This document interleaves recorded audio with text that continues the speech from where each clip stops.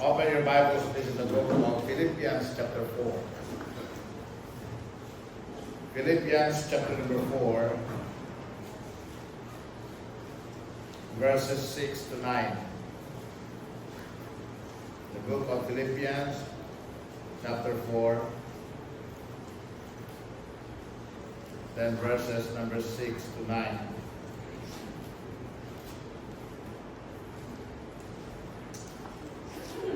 Be careful for nothing, but in everything by prayer and supplication with thanksgiving, let your requests be made known to God, and the peace of God,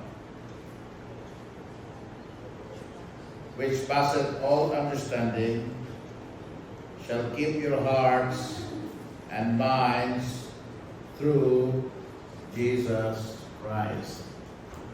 The peace of God. Amen? More than anything, tonight, and sa maabot ng tuig, peace is very important. God. We need peace. God. Not the kind of peace that the world is seeking or looking or formulating, but the peace of God. Amen? God. Naghimo-himo ko kanta gahapon. Kabanan takna dapit nga walay himaya kay perti magsamuka ang halos tanan nagpataka pataka lang tanan na sumpayan ako taga mga tuto ang mga pungkol taga na mag-away dito sa ospital of Maaw sa bagong tuig naghan dito maato sa ospital kay nabuthan ang kumot napunalan ng botilya naigo o ligaw nga bala. So, kalinaw, wala. Mula na magsugod ang tuig, way kalinaw, mga ka nagsugod ang tuig, nakaikontra, nakikidugtadaan, makayo lang niya kung bukol ba. Mabawas chuko. Mabalos chuko. No? And when hatred is there, and then it starts, expect a rise of kanang gitawag na crime, but peace of God. Amen? Peace of mind is what we need. Let's pray. Father in heaven, we thank you, O God, Lord, that tonight we can meet and we can sing, we can fellowship, and we can have your word. And O Lord God, ako nag-aampuman, kamong panalangin ini, O Lord, ang kalinaw, pangandoy o gipangita o gitimuha.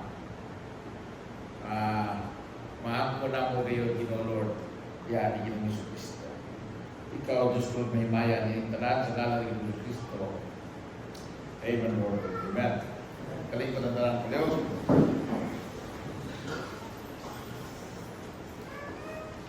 Sadly, we will live in a world, in the coming world, in the coming year, where peace of mind is almost non-existent. Way kalinaw sa una-una.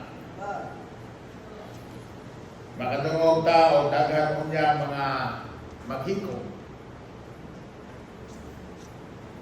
Na daghan na po niya mga kaso sa droga.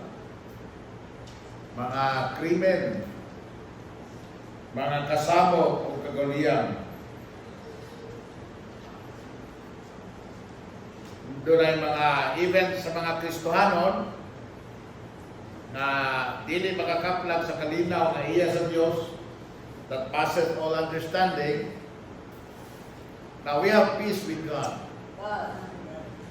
But the peace of God, dili na siya automatic nga muabot nito. No? Muna nga, even among Christians, dunay depressions. Dunay discontentment. Dunay unyay discouragements. Dunay po unyay mga delusions. And then, deception, despair, distress. That's why we need to be able to attain or to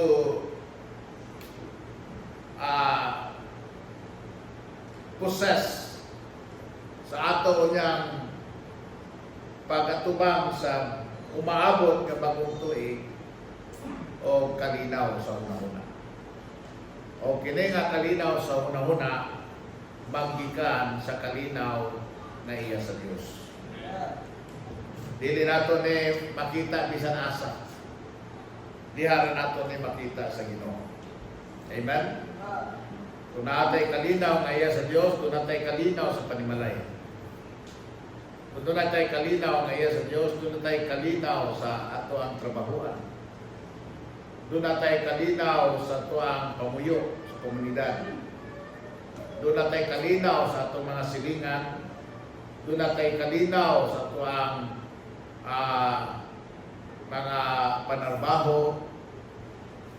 No? Sa tibuok o tanan kanaog sa atong kinabuhi. Now, the good thing is God has made it available to us. Gihimo na kini sa Dios nga provision. No, naanay supply ani. All we need to do is, obtain it, claim it, and aspire for it. Kinahanglan nato na. Himoon. Now, let us look first at the provision of peace. And the peace of God, that is verse 7, which passeth all understanding, shall keep your hearts and minds through Christ Jesus. And so verse number 9 in the Bible, those things which ye have both learned and received and heard, and seen in me do, and the God of peace shall be with you. The peace of God can be ours when the God of peace is with us. Amen? The peace of God can be ours if the God of peace is with us. Amen? And how can He be with us? Tingnan ng Bible, ang mga butang, ato nakatunan, nadawat, nadungog, kung nakita, buhata. And the God of peace shall be with you. So, isip anak sa Diyos, nagkahulugan, na ikaw kako dunay access aning ang kalinaw na wala sa kalibutan o wala sa mga dili magtotoo. Now, remember that the Christ who was born, amen, was called the Prince of Peace. Amen? Prinsipe siya sa kalinaw. In Isaiah chapter 9, verse number 6, tanawa. Isaiah kapitulo 9, and then verse number 6.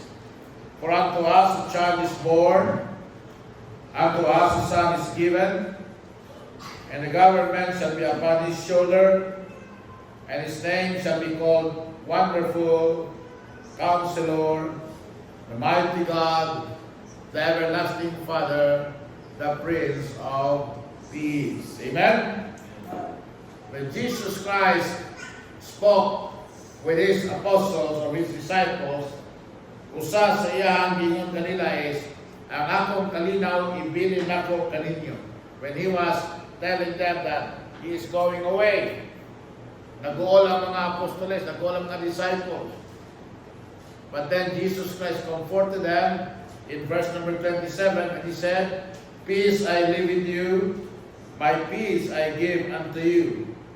Not as the world giveth, dili sama sa kalibutan o ikahatag sa kalibutan, give I unto you, let not your heart be troubled, neither let it be afraid. Ang akong kalinaw, ibilin nako kaninyo. So, it goes to say, mga igsoon, na tungod kay duna kita'y Kristo. Amen? Imo man siyang gisaligan, imo man siyang gidawat, giablihan man imo ang imong kasing-kasing alang kaniya.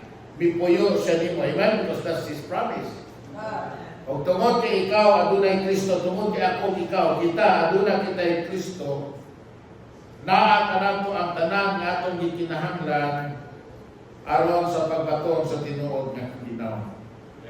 The peace of God, the Bible said, passeth all understanding. Amen? You know, walay explanation nga tawanon sa ikahatag sa kalinaw na iya sa Dios. He has promised to keep our heart and our minds through Christ Jesus. So, kung ang atong una-huna o ang atuwa mga kasing-kasing naalang kay Ginoong Jesucristo, then bisag unsa kasamo o kagawliyan o kalisod ang kalibutan, aduna kay peace that passeth all understanding. Amen? Now, verse number 9, ingon ang pulong sa Ginoo sa Philippians chapter 4, verse number 9, those things which you have both learned and received and heard and seen in me, do. Ingon siya. And the God of peace shall be with you.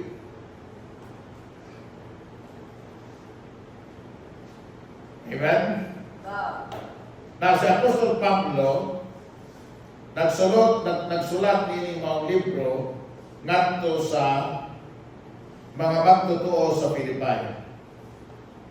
Na ato makita nga si Pablo bawang sa katao kinsan kinabuhi mga igsoon, no?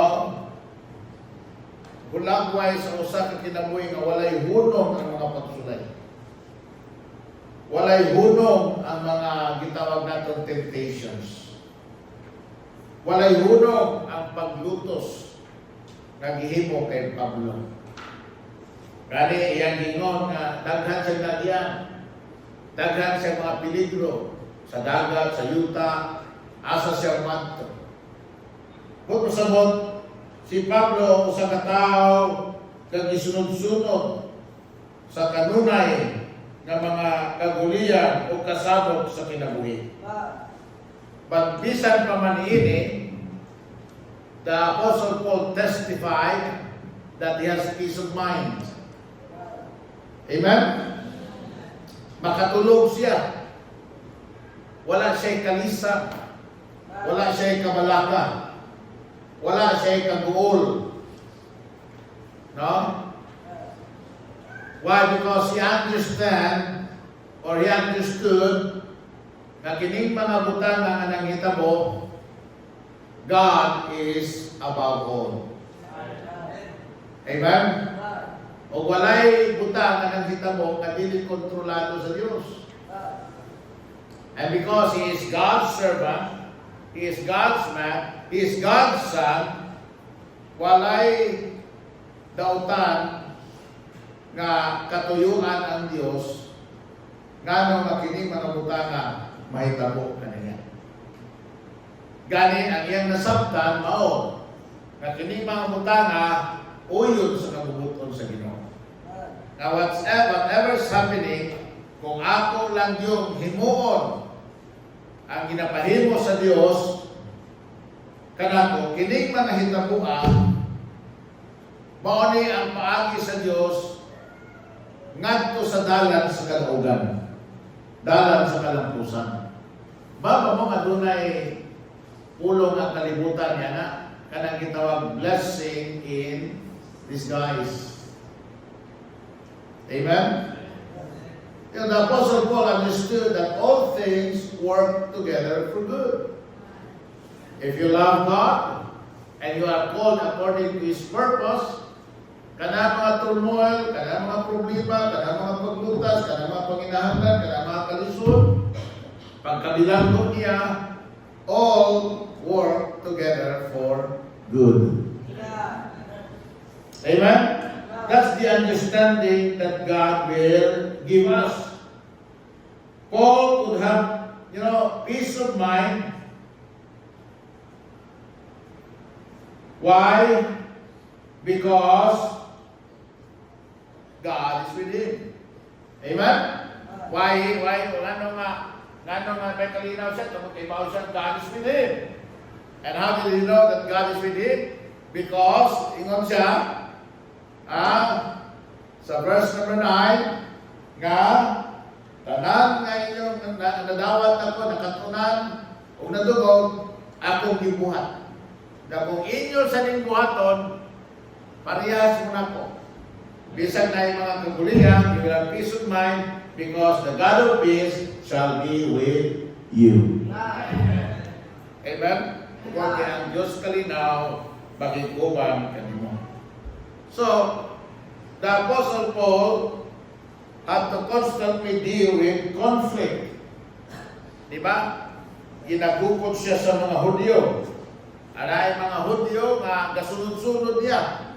Been following him everywhere to discredit him. Amen? Aron nga siya dilituhuan sa mga katawhan. And then he has always to deal with criticism. Not only with conflict, but with criticism. Yung makita, he was constantly having to defend and contend, for the faith. Na mga lima panahon nga even to the apostles and to other Christians, he had to defend his apostleship. Nga naman, ginakriticize siya. How can you be an apostle when you are not among the 12? God. But then the Apostle Paul confidently said, I am an apostle of Jesus Christ to the Gentiles. And malinawon siya pagsulti anak. Amen? Why?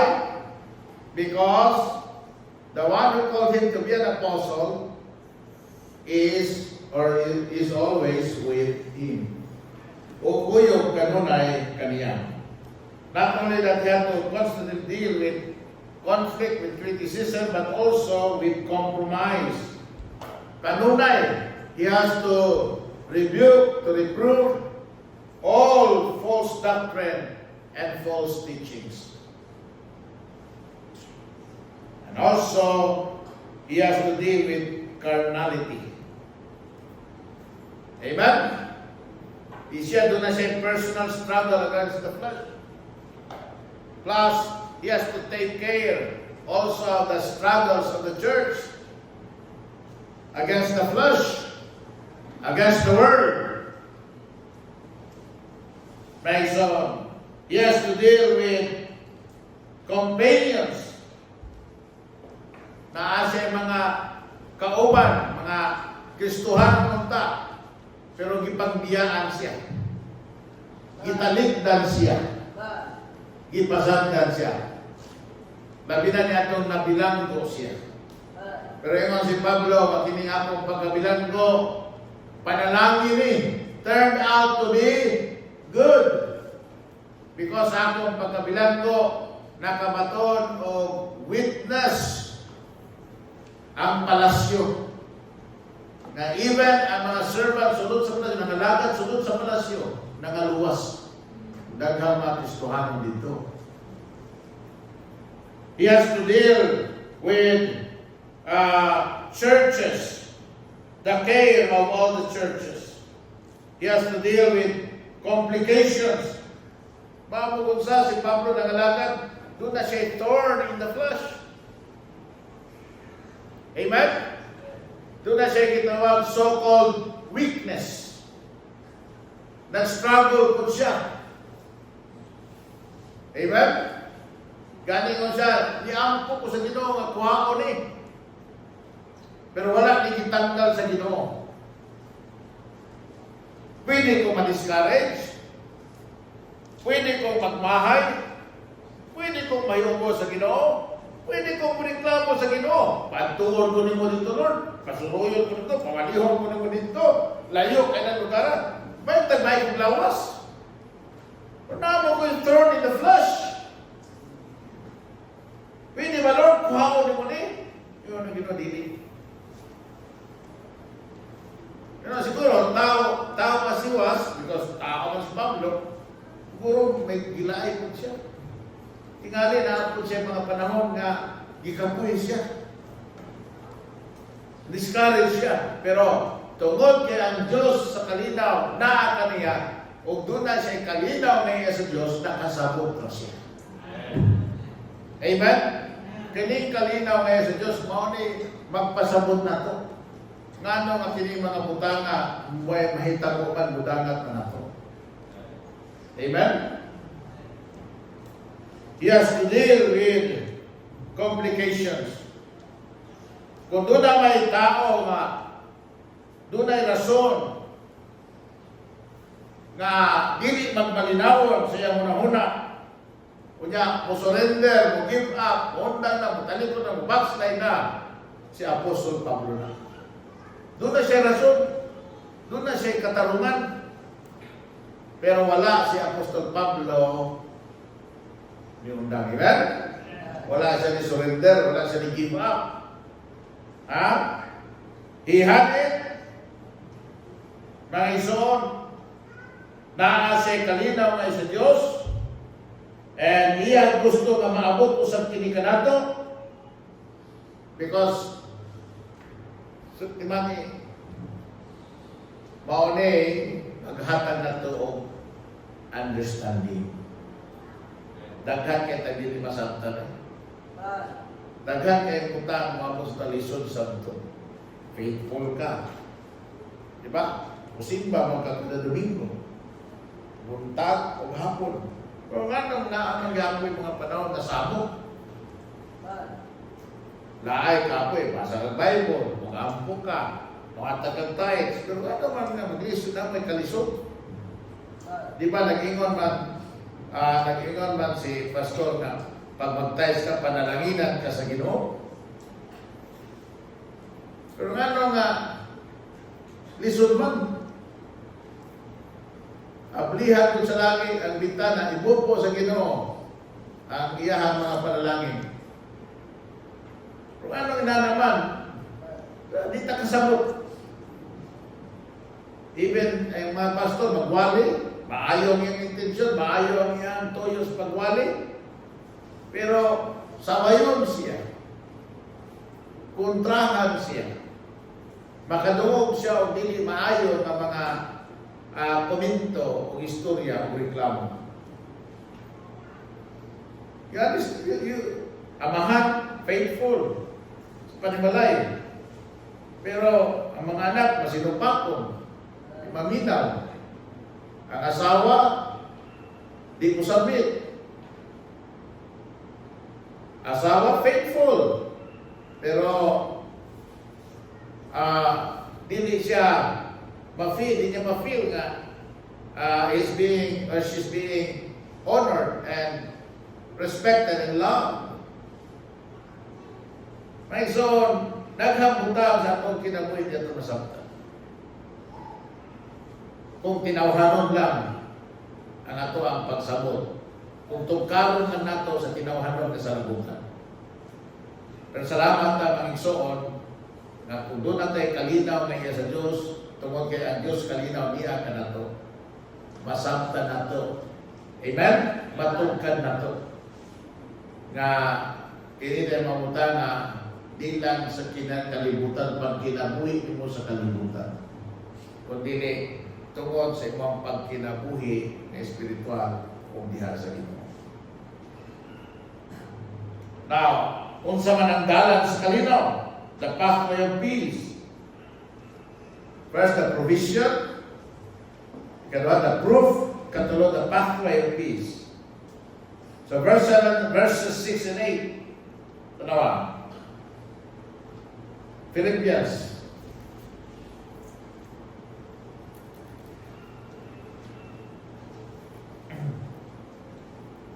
Be careful for nothing, but in everything,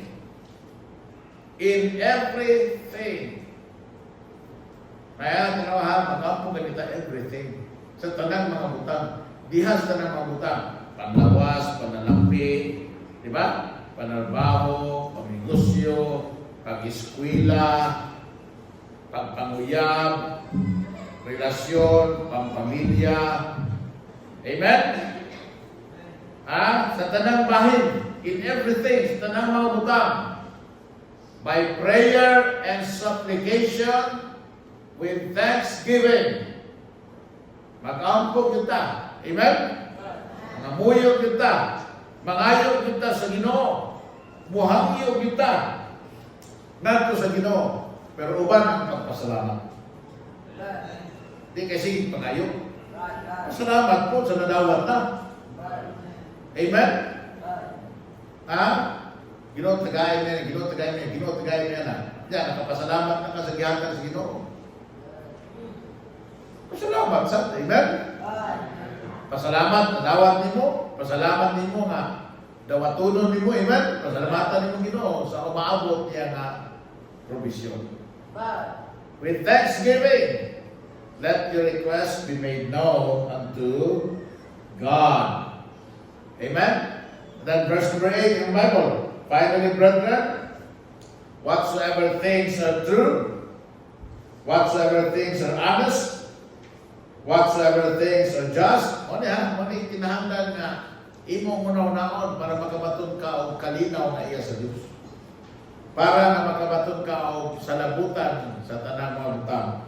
Whatsoever things are honest, whatsoever things are just, whatsoever things are pure, whatsoever things are lovely, whatsoever things are of good report, if there be any virtue, and if there be any praise, think.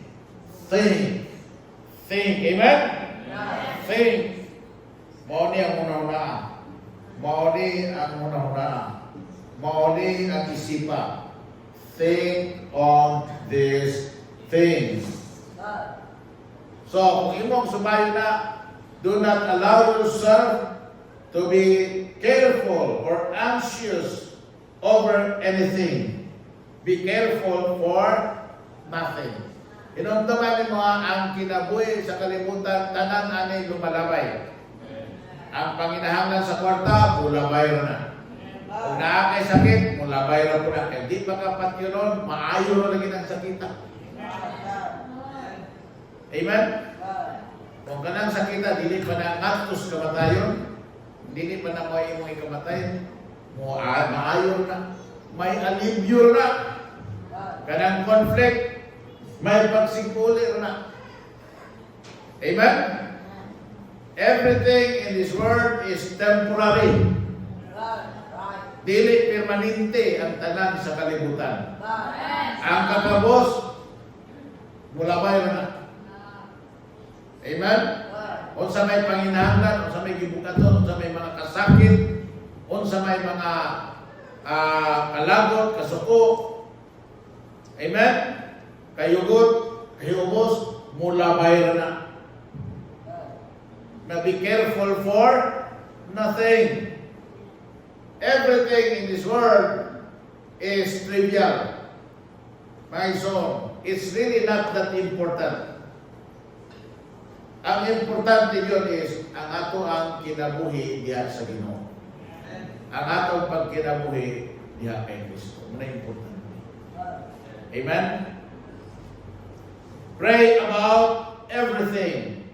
Be careful for nothing. Pray about everything. Give thanks for everything. Amen? Give thanks for everything. And think only about things that are true. Unsay tinuod? Amen? Kung inon ka na kawatan, ayaw kasuko o dili tinuod. Ang una-una ang tinuod. Amen? Unsay gisulti sa pulong sa Ginoo. Only think about things that are true. Because the biggest obstacle to peace is vain imaginations. Kanang mga walay pulos nga huna-huna. God. Amen? God. Mga walay pulos nga huna. Only think about things that are honest. Things that can honor others and can make you honorable. Amen? Only think about things that are pure, that are just, that are lovely, that are of good report. Only think about things that are virtues. Dunay gahom unto godliness. That's virtue. Amen? Mausa nga manguna nato is kining atong Kristohanon nga purma lang. God.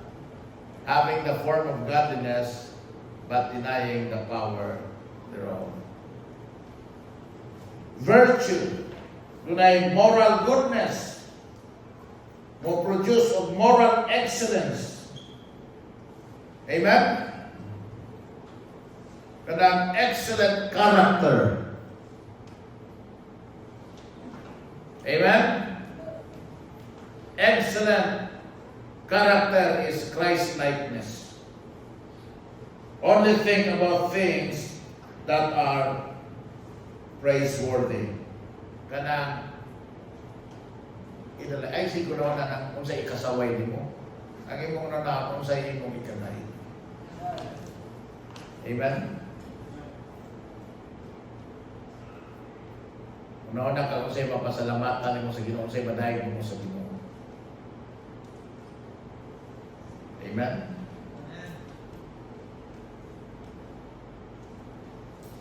Grabe eh. Pwede sa kita sa Ginoo. O nagkalitra ni ba? Akong panoo dito sa kanang suok bitaw. Dito yun. Ginatutprasan, ginakuna kung ginakuot dito ba? Pero, may sakit man. Nilo nga sakit ba? Nga. Muna kaon ta, kaon. Wala ko nalingaw sa kaon. Kumita na karon, okay na ba yung kaon? Hindi sabi nagdaan pagkaon. Wala. Right. Di kaon ako, masakit man. Di mausap ang tarong. Pero, wala ko yung unsa man yung sakit. Kaway lamig yung kaon na sakit na itong ipon. Wala. Kaon na gyapon. Amen? Pasalamat ng gyapon. Salamat, Ginoo, na aming pagkaon. Amen? Yeah. Bisag sakit ng ipon, managkaon. Pag ulit, kaon ng yapon. Una nga, wala siguro nagwa ko kabawas kay sakit yung ipon, di na po mausap ang tarong. So na ako'y case of indigestion. Unya, sige kaon. Di na mausap ang tarong, kaon. Yun. Among gano'n nga, makakita tag pagkaon, di man pwede dili. Di man pwede mo labay na dili ta maka ilang. Mao na mamatyan sa baptisto. Mao ginay mamatyan sa mga pastor. Kaya minta mga pastor, inang si Rex. Kaya mga pastor, dali, di mga matay. Ano, kaya nakakita man siya na pag naay mga fellowship, naagilitson. Naagilitson ba? Kada, karon bitaw, no? Grabe panalangin, Naay mga fellowship, naay mga party, naay mga kuwan. Basta sa mga pastor baptist na, ay, naagilitson. Sunod-sunod. Sa bunso ba? Sa bunso. Pastor Siciliano ko, kalima na giyatak. Sa kasing-kasing. Parehar ko yun, kung saan mo kaon. Nauna lang siya atake. Pastor Alvaro, pero maayon naglawas na mo sa parehas na mga edad, si Pastor Arlene. Maraming niwang-niwang. Pero mga parehas na mga edad, mabito na nga, di kayo ko ma-discourage na nung dako kong lawas. Kaya kita na alam mo ni Pastor, pagtako ko man ako. Yan, italaw mo na po, Pastor, medyo hindi sa kayo pantay-pantay ba? Manakita, ato yun ato na, para di mo mag-uol na tambok na mo, ato yun ninyo na i-compare yung lawa sa parehas ng tambok. Ayaw niya i-compare yung lawa sa niwang. Kaya naayon mo na. Diba? Amen? Thing is, think of things that are praiseworthy. No? Pagbaton o kinaiya na madinalay doon sa Ginoo. Amen? Ha? Do your best and praise God. So there are things that we can learn tonight. God has promised us the provision of the peace of mind. Naa siya'y kalinaw na iyang bibilin nga di ka nato. Muna, we can look forward nga may kalinaw. Kaya kung naataan nga kalinaw na iya sa Diyos, naaganin mga hitamos itong kinabuhi, nga dili nato ma-explain ang Ginoo mo pasabot nato. Pasabton ta sa Ginoo, pasabton ta sa Balangis Spirit. Amen? Then, but we have a part to play. Whether or not we have peace of mind. Muna ato ang participation.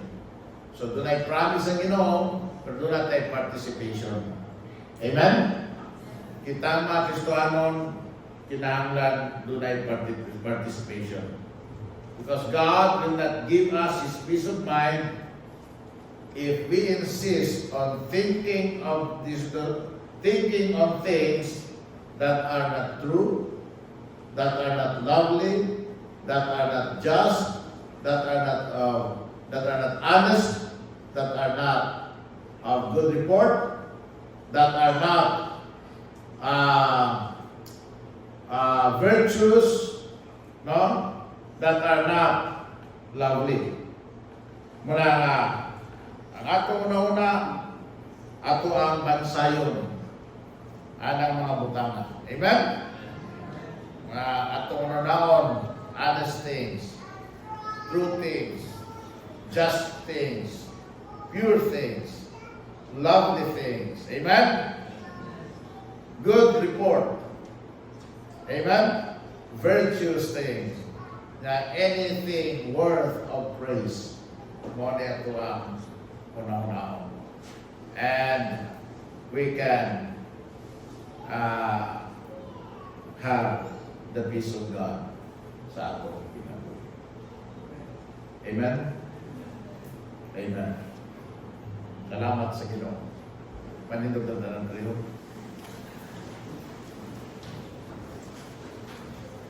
Our dear Heavenly Father, we thank you, Lord God, that we can hear from you tonight.